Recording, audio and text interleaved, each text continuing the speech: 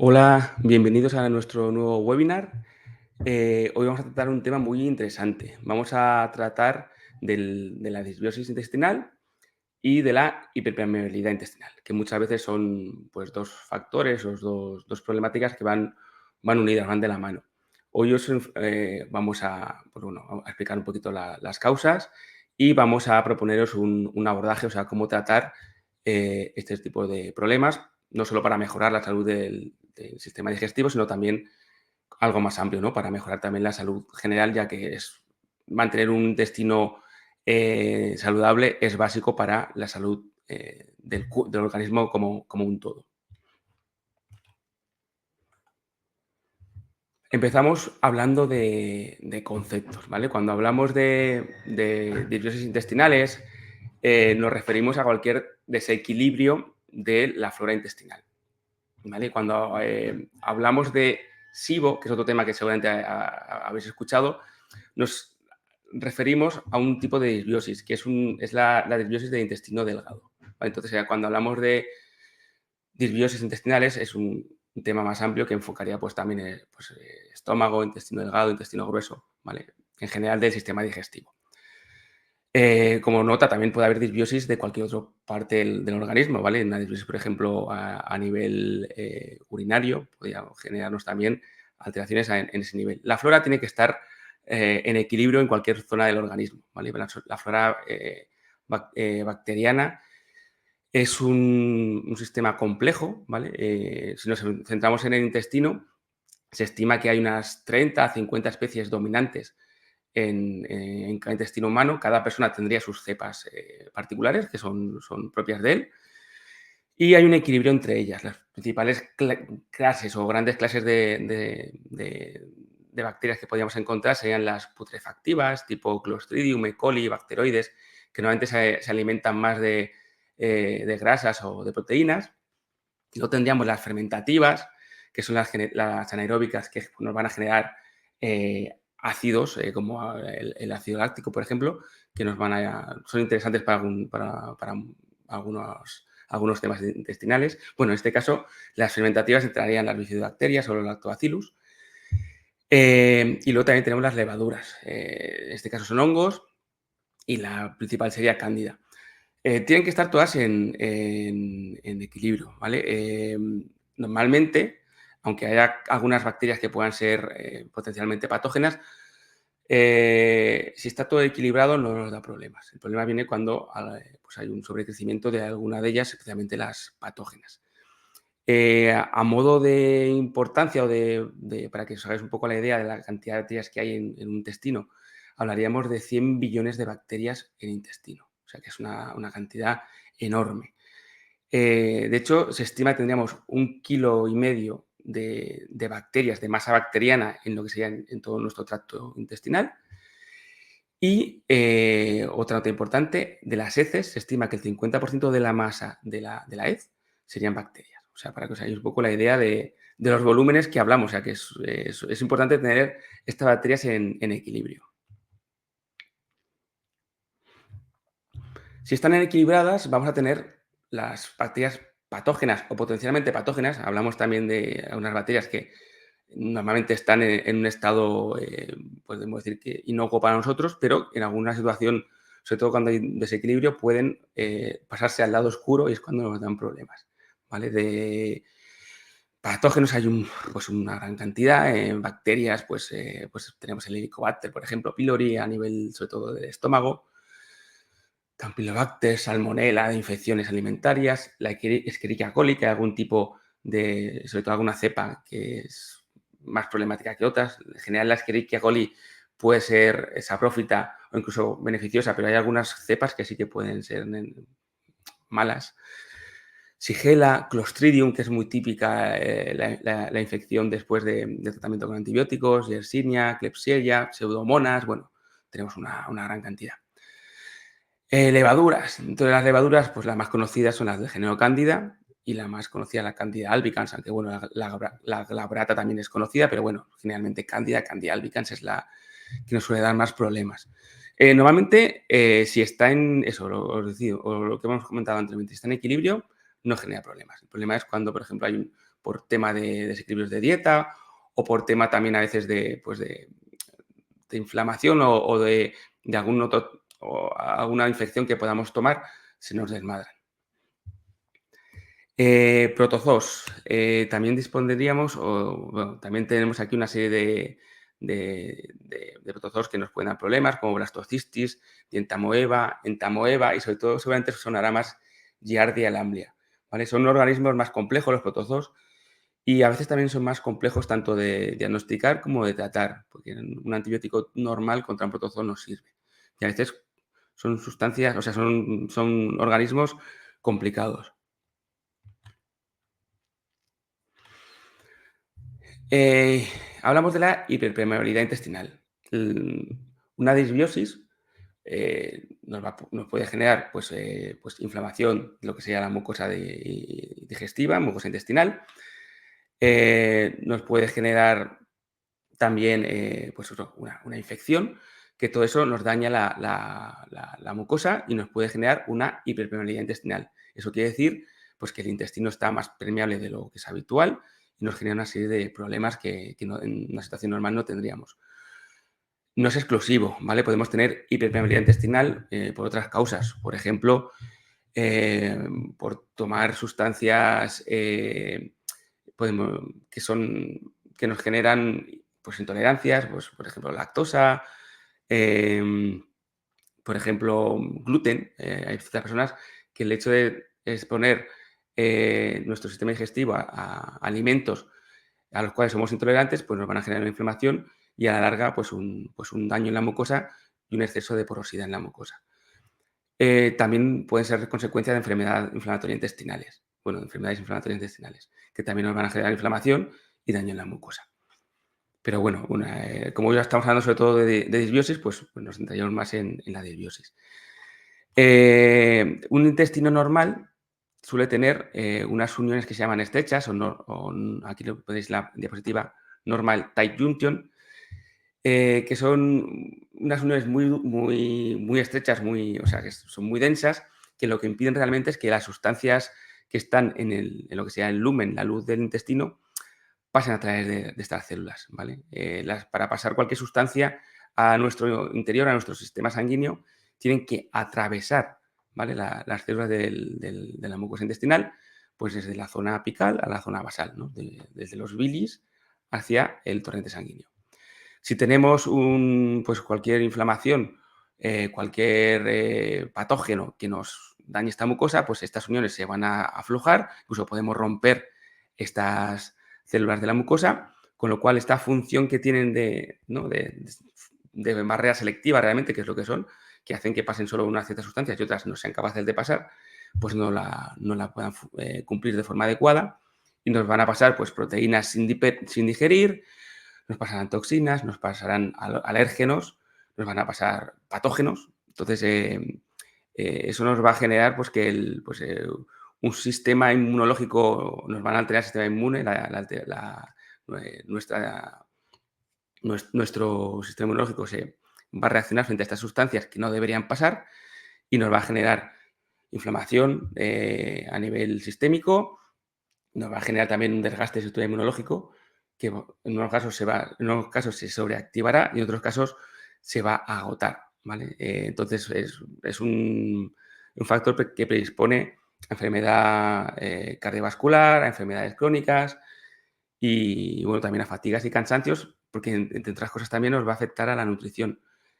Para nosotros estar bien nutridos necesitamos una función de captación selectiva de nutrientes, que en este caso no vamos a tener, y hay muchos nutrientes que no van a pasar. Entonces vamos a tener una situación de desnutrición de algunos de ellos, algunos de estos nutrientes.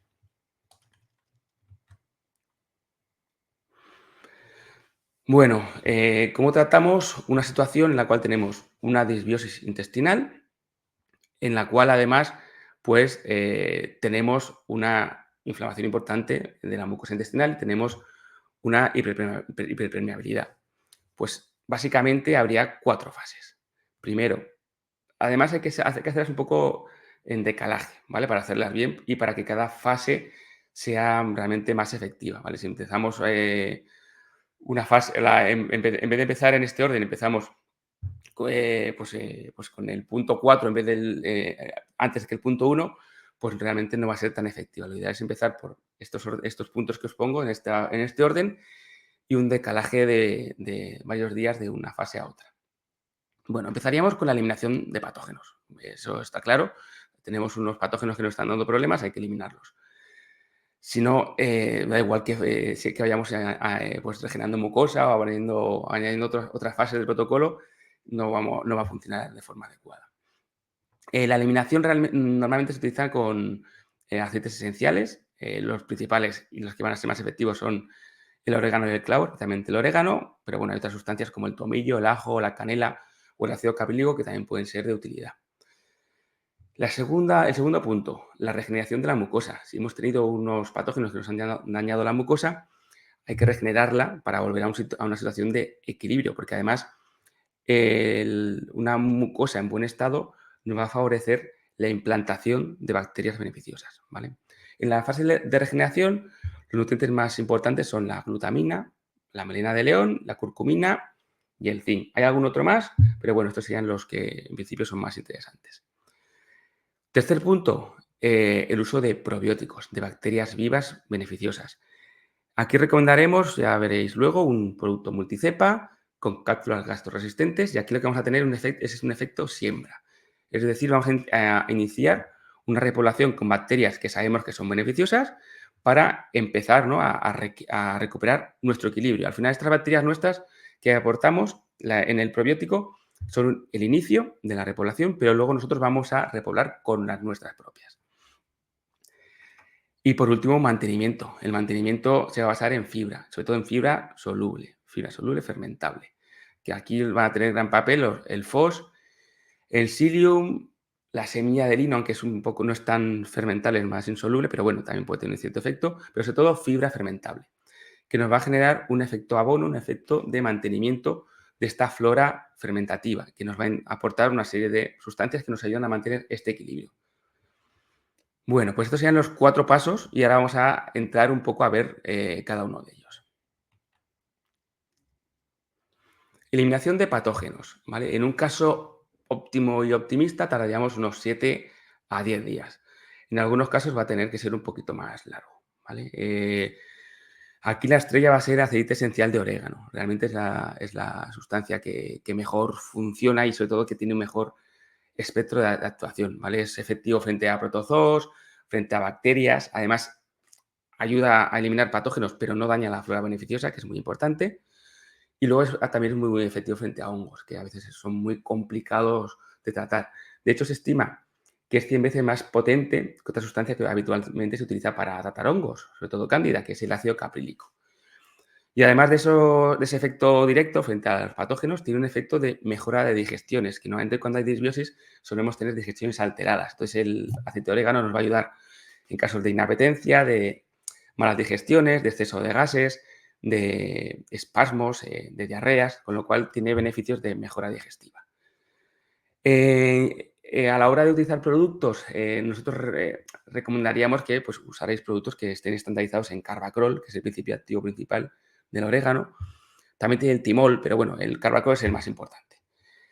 Normalmente que estén estandarizados de 30 a 120 miligramos de Carbacrol diarios, ¿vale? Eso también hay gente más sensible al Carbacrol que otras. En algunos casos pues no vais a poder usar más de 50, otros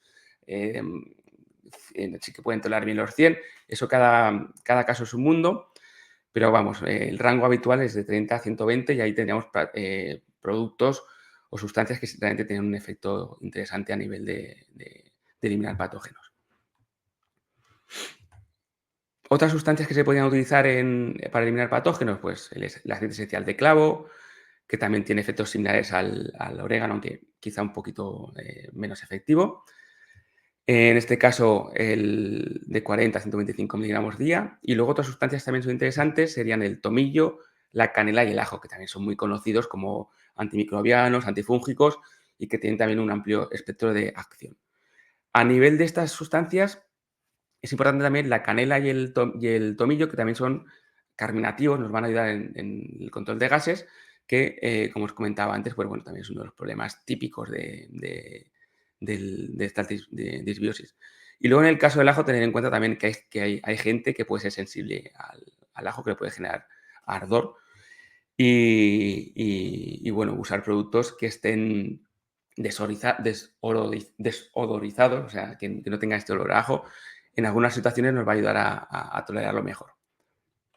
En cuanto a dosis, pues bueno, 1000 a 6000 miligramos diarios, tanto de tomillo, de 1000 a 4000 gramos de equivalente en especia de canela, y el ajo está estandarizado en alicina.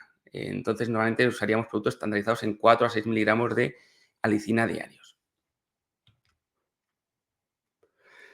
Fase de regeneración de mucosa, ¿vale? Hemos ya eliminado patógenos, pues cuando ya llevamos pues, unos cuantos días eliminando patógenos, 4 o 5 días, ya podemos empezar a regenerar mucosa. Ahí cuando introduzcamos los nutrientes van a empezar a ser más efectivos. El principal sería la L-glutamina, ¿vale? La L-glutamina es un aminoácido que es un sustrato energético que utilizan de forma muy rápida los enterocitos y les va a ayudar a regenerarse de forma más rápida. Estimula la replicación celular de las células de la mucosa. Es necesario para la síntesis de purinas y pirimidinas, que son pues, sustancias básicas para la fabricación del ADN. Entonces va a ayudar a esta regeneración, ¿vale? de estas células de la mucosa. Y luego otro punto muy importante es que nos va a ayudar a fabricar la mucina, el mucus, ¿vale? El muco el moco que envuelve, pues, o sea, que está dentro en la mucosa, que le da nombre. Entonces nos va a ayudar a que pues, el intestino esté en mejor estado y sobre todo pues, que estén, a la hora de hacer las digestiones, pues que no haya tanto roce, ¿vale? Con lo que sería pues, la parte apical de las células de la mucosa y pues va a disminuir. Si disminuimos el roce, también disminuirá la inflamación. Dosis. Recomendamos de 2 a 5 gramos diarios, ¿vale? Que son dosis altas y, importante, fuera de comidas. La glutamina es un aminoácido. Si lo tomamos fuera de comidas, o sea, media hora antes de la comida o 2 horas después, va a tener un efecto de mejora. Va a tener este efecto directo que vamos buscando, ¿no? De utilización por la parte de las células de la mucosa. Si lo utilizamos con comidas, este efecto se va a perder en parte porque el cuerpo lo utilizará para formar otras proteínas mezclándolo con otros aminoácidos. Aquí buscamos el efecto directo, ¿vale? Así que mejor fuera de comidas.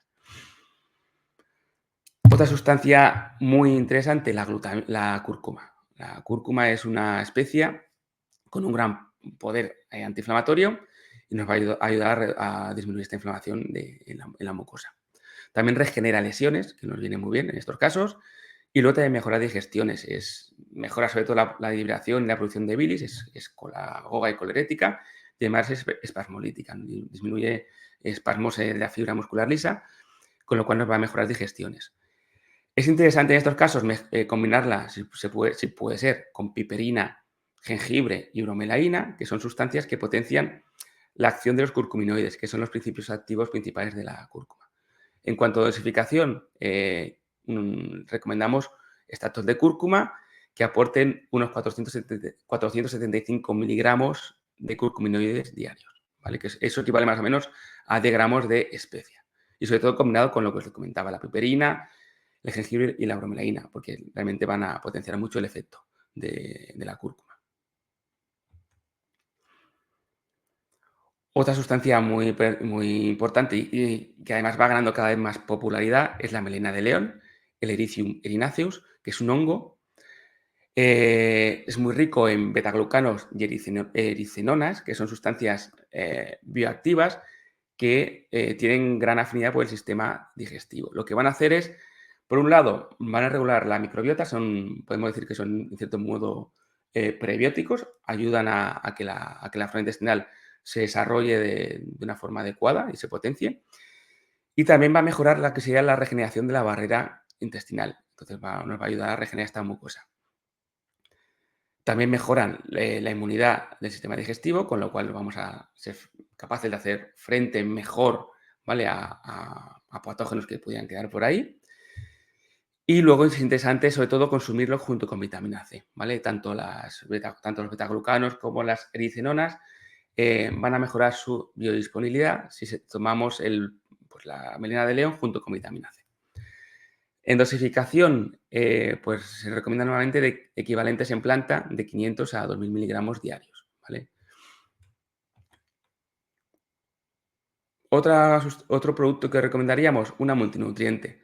Hemos hablado antes que normalmente en casos de disbiosis con hiperpermeabilidad intestinal normalmente suele haber una desnutrición, porque suele haber una, pues bueno, al romperse la barrera, el efecto barrera digestiva, hay varios nutrientes que no somos capaces de captar de forma eficiente, suele haber algunos de ellos que pueden estar en deficiencia, y dando una multinutriente diaria, pues vamos a cubrir gran parte de estos nutrientes, que muchos de ellos son importantes para mantener la integridad de las mucosas, entre ellos pues el zinc, que es quizá el más reconocido, pero bueno, también la vitamina A o la B6. Y luego es interesante también la vitamina D, ¿vale? En la vitamina D se ha visto que, además de potenciar el sistema inmune, eh, su deficiencia afecta también a la composición del microbioma, o sea que una deficiencia de vitamina D afecta al equilibrio de la flora intestinal, y también la deficiencia de vitamina D compromete lo que sería la integridad de la barrera digestiva, bueno, intestinal. Entonces, pues también es interesante pues, que lleve esta multinutriente unos niveles buenos de vitamina D.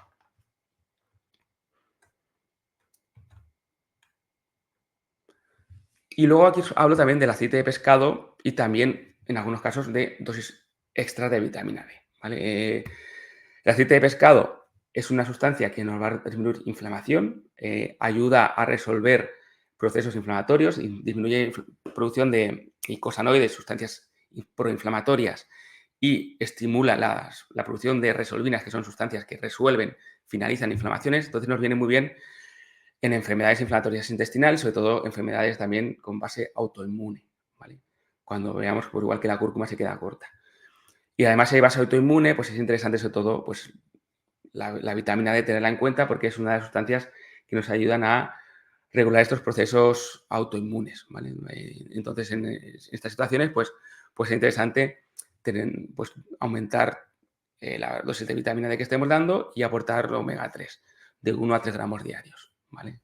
Importante que estén purificados y bueno, que aporten una buena cantidad de EPA y DHA, que son los principios que vamos buscando. Y luego una cosa muy importante que no siempre hacemos y es muy fácil y que no nos cuesta más que tiempo, que es masticar bien los alimentos. La saliva, cuanto más masticamos, más ensalivamos los alimentos, y la saliva contiene factor de crecimiento epidérmico o EGF en inglés, que pues un factor de crecimiento que nos va a ayudar a reparar el tejido epitelial, con lo cual también nos va a ayudar a regenerar estas células de la mucosa intestinal. Bueno, hemos matado patógenos, hemos empezado ya a regenerar, o sea que ya tenemos un estado ya en el cual pues el intestino ya están mejorando. Aquí es cuando ya podemos empezar, cuando ya hemos empezado a tratar la mucosa y hemos matado los patógenos, es cuando podríamos meter los probióticos. Normalmente un tratamiento de 7, 10 días, en algunos casos 15, pero vamos, con 7, 10 días de tratamiento con un buen probiótico suele ser suficiente para regenerar.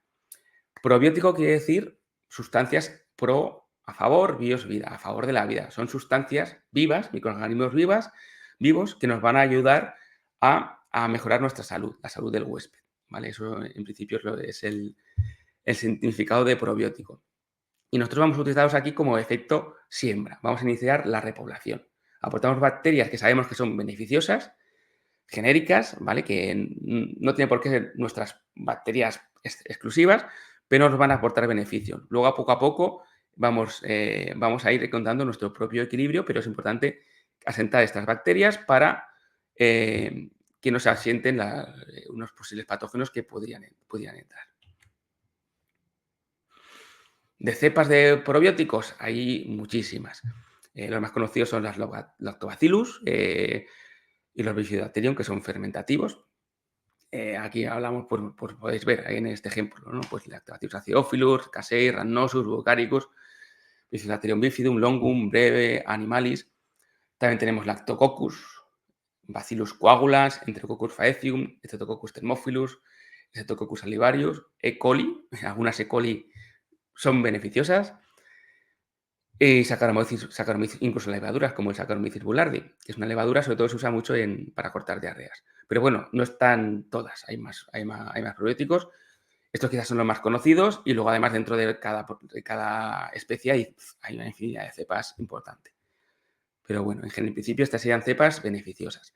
Se van a sentar. Lo importante nosotros recomendamos es aportar cepas, productos multicepas. No centrarse en una o dos cepas, sino que aporten una gran variedad de las mismas que van a complementar sus efectos, ¿vale? Vamos a tener unas más específicas de intestino delgado, como los lactobacillus, otras más específicas de intestino grueso, como bifidobacterias. Otras van a ser transitorias, como el Saccharomyces boulardii, por ejemplo, que lo que hacen es atravesar el sistema digestivo y van agarrando patógenos que puedan encontrar. Hay algunas que se centran más pues, en competir con espacio con patógenos, otras en digerir, por ejemplo, lactosa, con lo cual nos viene bien incluso para controlar intolerancias. Otras nos favorecen más la motilidad intestinal. Otras nos generan pues, sustancias, pues, por ejemplo, como la vitamina K, que nos viene bien para otros, para estar bien nutridos.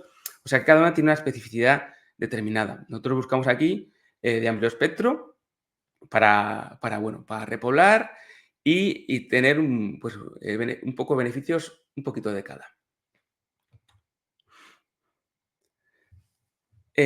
Aspectos que tenéis que tener en cuenta a la hora de tomar un probiótico. Bueno, primero utilizar un buen probiótico.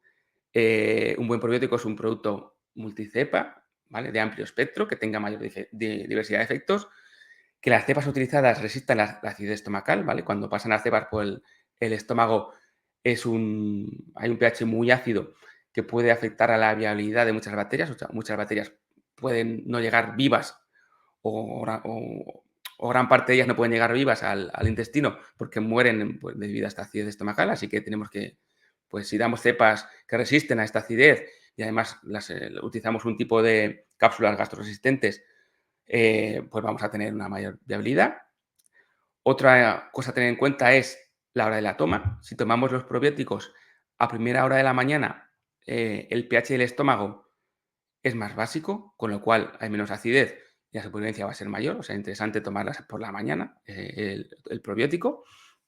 Y luego también otro punto importante, no tomarlo con bebidas calientes, junto con bebidas calientes. Si lo tomamos con un café caliente, el calor del café va a matar a gran parte de estas bacterias, ¿vale? Entonces, siempre mejor con bebidas o alimentos fríos. Un buen probiótico, hablaríamos de esto, multicepa, cepas resistentes a la acidez, eh, una cápsula que resista a la acidez estomacal y luego en cuanto a cantidades, pues de 10.000 millones de bacterias o 10 por 10 a la 9 a 50.000 millones de bacterias, 50 por 10 a la 9, ese rango de cantidades ya hablaríamos de un buen probiótico, ¿vale? Eso sería un probiótico interesante para tomar.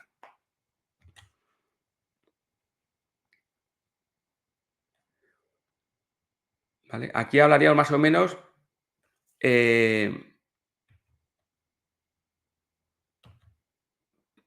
vale, perdón, que me he ido. Bueno, ahora pasaríamos pre- a los prebióticos. En vez de ser el punto 3, sería el 4, pero bueno, aquí hay un error, ¿vale? No es el punto 3, es el punto 4.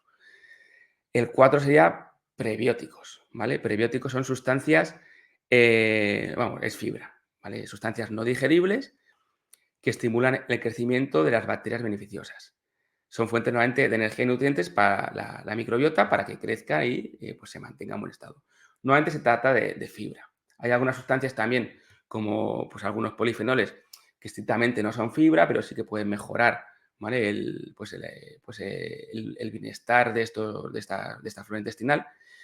Pero bueno, nuevamente hablaremos de esto, de fibra. En cuanto a tiempo, este punto 3, que realmente es el 4, ¿vale? Que es este punto 4, sería el mantenimiento, ¿vale? Daríamos prebióticos para mantener.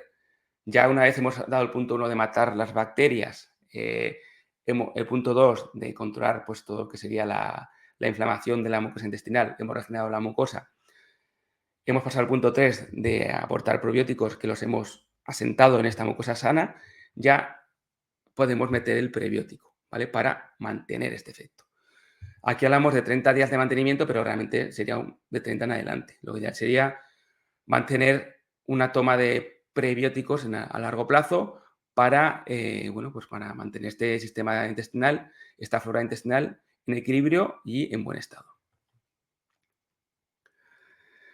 La fibra. Bueno, la fibra, como definición, es sustancia que ingerimos con la dieta, que no digerimos y llega al colon sin ser digerida, en un intestino humano sano, ¿vale? Es un concepto muy amplio, ¿vale? Y engloba una gran cantidad de sustancias, de celulosas, semicelulosas, mucílagos, ligninas, almidones, resistentes, bueno. Gran cantidad de sustancias, deberíamos consumir de 25 a 35 gramos de fibra diarios, que muchas veces no se consumen. Y luego, en cuanto a división principal, hablaríamos de fibras insolubles y solubles. Nosotros aquí vamos a buscar más las fibras solubles, ¿vale? Porque normalmente son fermentables, buscamos aquí fibras fermentables periódicas, aunque también a la fibra insoluble puede ser interesante en algunos casos, al menos dar una parte de fibra insoluble, ¿vale? Las insolubles no se disuelven en agua, no se fermentan, no son viscosas como las solubles, pero sí también ayudan en el efecto laxante, ¿vale? Sí que captan agua, aumentan el volumen de las heces y también nos pueden ayudar, sobre todo en casos de estreñimiento, pues bueno, a regular ese tránsito. La fermentable también, ¿vale? También tiene este efecto. Se hinchan, aumentan humedad, tanto las solubles como las insolubles a la dieta, pero lo bueno de las fermentables solubles es que van a generar sustancias, ¿vale? Que alimentan a la flora bacteriana. Van a aumentar el volumen de las heces también de forma importante, pero con bacterias. Y nos van a generar un tipo de sustancias que es lo que vamos buscando, ácidos grasos de cadena corta. Cuando se fermentan, generan este tipo de ácidos grasos de cadena corta, acetato, butirato, propionato, que tienen beneficios en cuanto al mantenimiento de la mucosa intestinal. Son sustancias que la mucosa intestinal utiliza para su propio crecimiento y además nos van a bajar un poquito el pH del lumen intestinal y nos viene muy bien para evitar la proliferación excesiva de patógenos y para que el movimiento intestinal se dé de forma adecuada. Bueno, en cuanto a fibras insolubles, pues tenemos ligninas, semicelulosas y celulosas. Y en cuanto a solubles, las principales serían el psyllium, la inulina, los fructooligosacáridos, las pectinas, betaglucanos y el almidón resistente. Nosotros vamos a buscar sobre todo esto, las solubles. Bueno, las fibras solubles pues van a tener por un lado efecto prebiótico, aumentan el crecimiento de las bacterias beneficiosas y por otro lado principal es que aumentan la producción de ácidos grasos de cadena corta, ¿vale? Estos ácidos de cadena corta nos van a disminuir la permeabilidad intestinal porque lo usan las células de mucosa para crecer.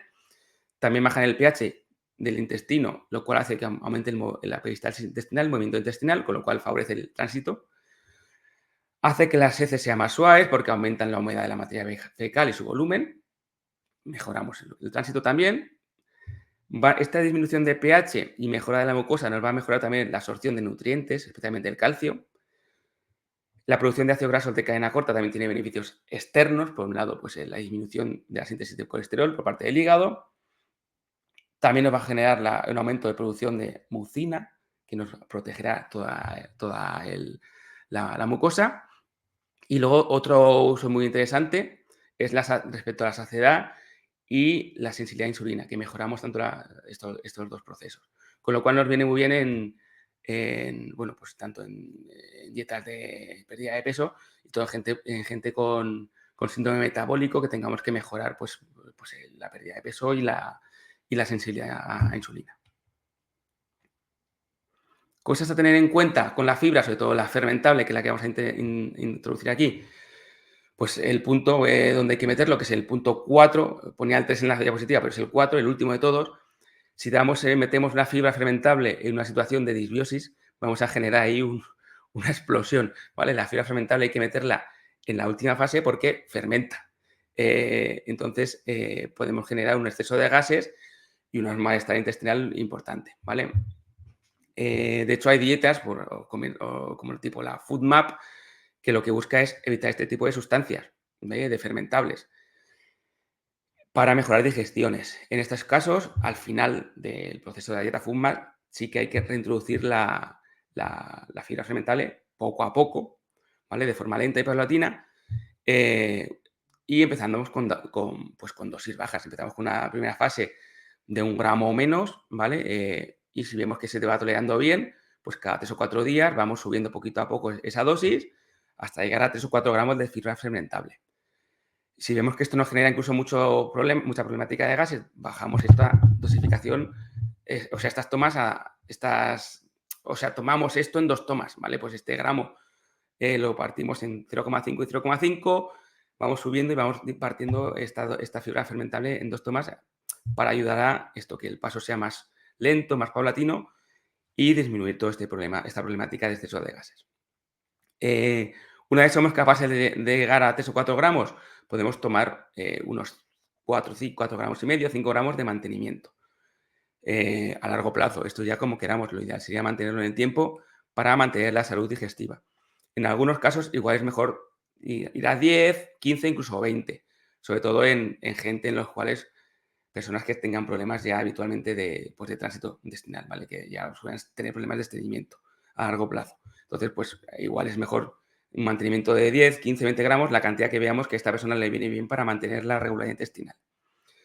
Otro punto importante a tener en cuenta es pues eso, que un consumo excesivo pues puede tener un efecto laxante, no pasarse a lo loco y luego no tomarlo antes de acostarse. Es mejor tomarlo durante el día porque si lo tomamos justo cuando vamos a dormir y luego además vamos a una posición de tumbado, que nos tumbamos, a veces los gases pueden ser más dolorosos. Si lo tomamos por la mañana, este gas se va a ir reabsorbiendo con el movimiento. Entonces vamos a tener menos problemática.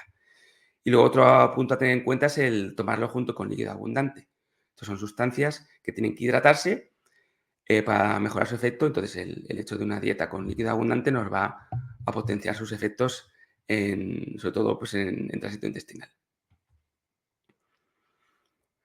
Y bueno, esto sería un poco el resumen otra vez de lo que hemos visto hoy, ¿vale?